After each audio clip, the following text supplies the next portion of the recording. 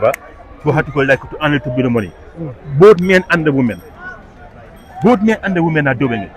Or stealing or stabbing or how to call it, like robbing people from who look like them, or all this nasty and mean stuff against our people, against our morality.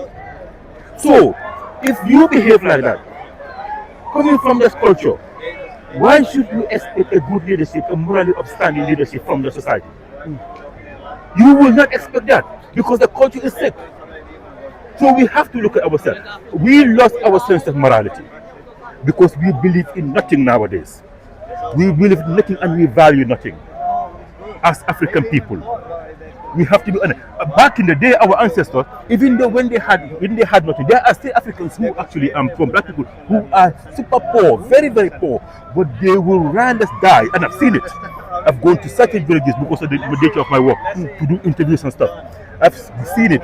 They are so poor-ridden, but you will never ever see them degrade and humiliate themselves or their honor just for some coins. You will never see that because they have that. That is, yes, there are black people in Africa who still hold on to this tradition. But as a modern, to get back to your point, that is not the majority. That is not the consensus, and that is why we have not developed so far. When the Chinese and the Japanese, despite what they've gone through, when they came and said we want to make our country better, what did they do? They came together and they sacrificed. We are not ready to sacrifice for nothing unless it benefits of personally. And why do you think that, for example, like I said, the reason why I don't really agree with this Pan-Africanism, I mean, I would say I generally believe in the idea of Pan-Africanism, but is it like? But I'm thinking, is it going to be implemented? That's the problem. I agree with the idea of, like, on paper, good point, what Pan-Africanism should be. Like, I'm all for it on the, like, what Pan-Africanism is on paper.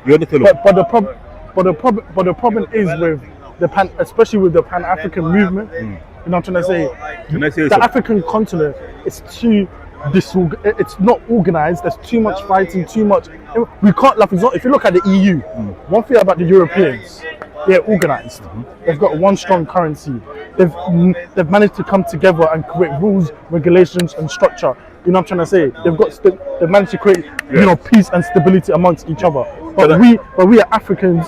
We can't do that. That's why there can't be one, like you said, African Union. I'm going to respond to 2 points. You make 2 points, two important points that I'm going to respond to. Yeah. The first point is how to call it, what's it called? Pan-Africanism, and how to call it, like, and how to call it, like, it's a disunity and so forth. So disunity, I will come to the disunity part.